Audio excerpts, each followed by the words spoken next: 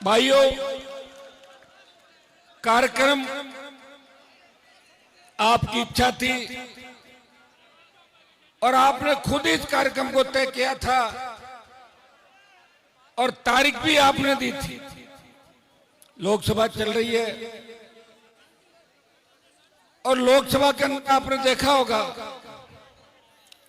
कि किस तरह दिल्ली के अंदर हमारे छोटे बच्चों को दौड़ा दौड़ा के मोदी की पुलिस और पैरा मिलिट्री ने दौड़ा दौड़ा के हमारे बच्चों को पीटा। वो सिर्फ एक ही मांग कर रहे थे कि पेपर लीक नहीं होने चाहिए। इस राजस्थान के अंदर सबसे ज्यादा पेपर लीक हुए और पेपर लीक की अगर राजधानी कोई बना तो राजस्थान बन गया। इस बार चुप रहो, चुप, काम काम कर रहे हो बिना बात के।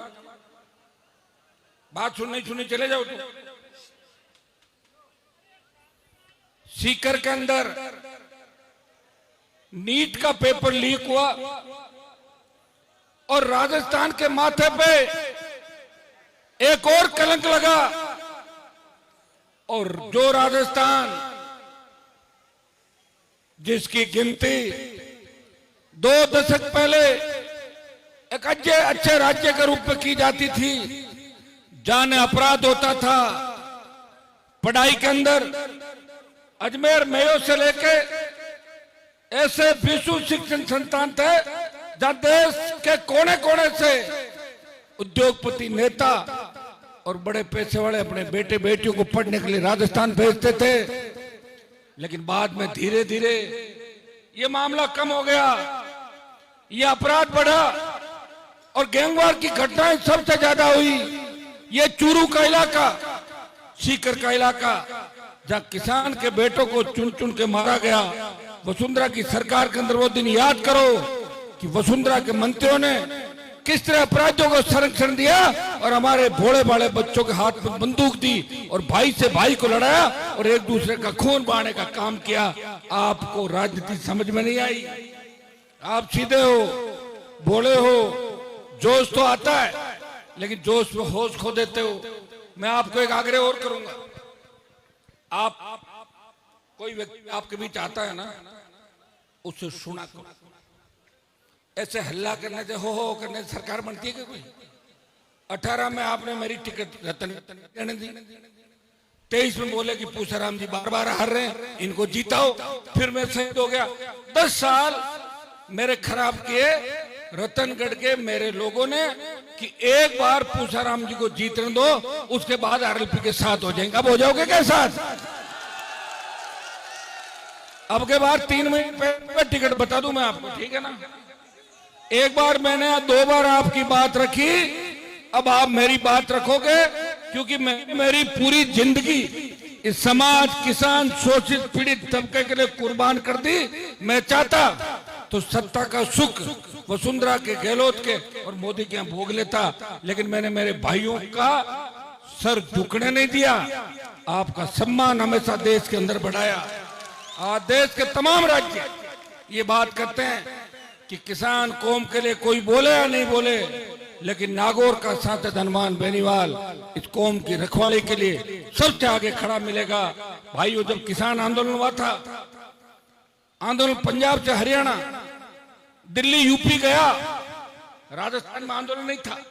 राजस्थान में आंदोलन की चिंगारी अगर उठी और उसे ज्वालामुखी का रूप दिया तो नागौर के सांसद ने अपने हरियाणा, यूपी, दिल्ली के भाइयों के सम्मान के खातिर मोदी की सत्ता को ठोकर मारी और आपके लिए सड़कों पर चल पड़ा और 70 दिन शाहजहांपुर के बॉर्डर को रोक के अपने भाइयों के सम्मान को लौटाया। जब देश की सेना को ठेके पर दे दिया, देश का कोई सांसद नहीं बोला, अकेला हनुमान बेनीवाल मेरे छोटे भाइयों के सम्मान के लिए, अग्रवीर को हटाने के लिए जोधपुर में 2 लाख की रैली करता है। हर ऑल पार्टी मीटिंग लोकसभा के अंदर मजबूती की बात करता है। कल राजगढ़ के अंदर जो शहीद हुए, कितना मुश्किल से उनको सम्मान दिलाया। मीडिया का जमाना है, आप ही सारी बातें देखते हो।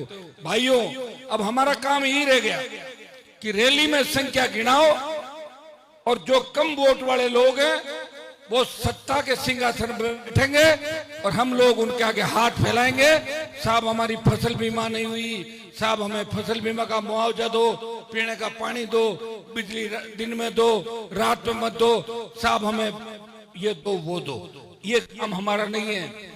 अब इस व्यवस्था को बदलना होगा, और व्यवस्था को बदलने के लिए तेजाजी महाराज आपके बीच नहीं आएंगे, आपको उठ खड़ा होना है।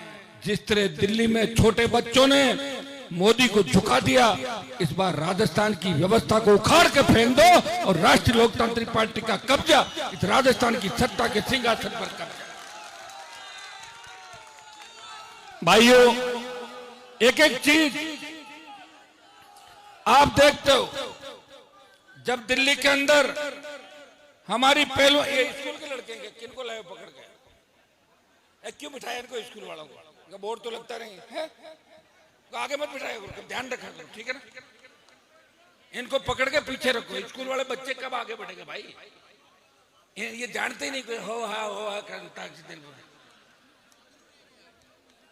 अरे तुम सुनो, नेता देखा क्या नहीं तुमने कभी यहाँ छापर में, ऐसे बावड़ा हो रहे हो क्या पूरे? तुम बैठना बीच में, इसको करो लंबे बड़े बैठ, सब ज्यादा डिस्टर्ब कर रहा है।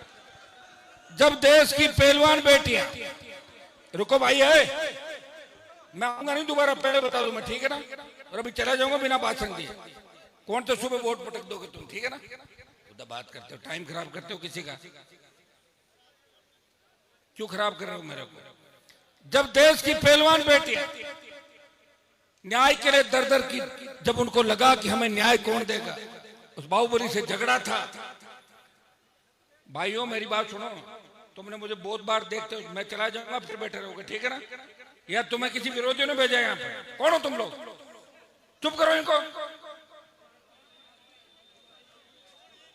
शर्म आती नहीं।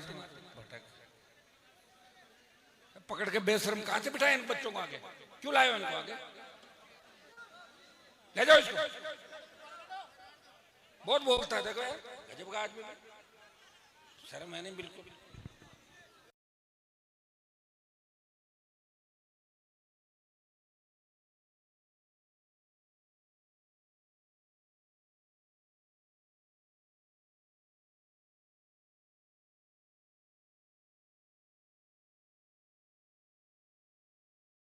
मेरी तुमको देख के मुझे नया तरस आता है, इसलिए घूम रहा हूं तुम्हारे लिए। मुझे क्या पता तुम इतने कमजोर लोग हो जो बात सुनने में भी 1000 बार ये करते हो, क्या बात नहीं सुन सकते। छोड़ो तुम आयोजक लोग, मेरी बात सुनो, ऐसे कमजोर लोग हो तुम लोग, तभी तो शोषण हो रहा तुम्हारा। और इस चूरू जिले की राजनीति की वजह से मेरी दुश्मनियां हुई राजस्थान के अंदर। चूरू के लोग कमजोर थे, तुम्हें जब मारा हनुमान बेनीवाल तुम्हारे साथ आया और ये लड़ाई बढ़ गई राजस्थान के अंदर।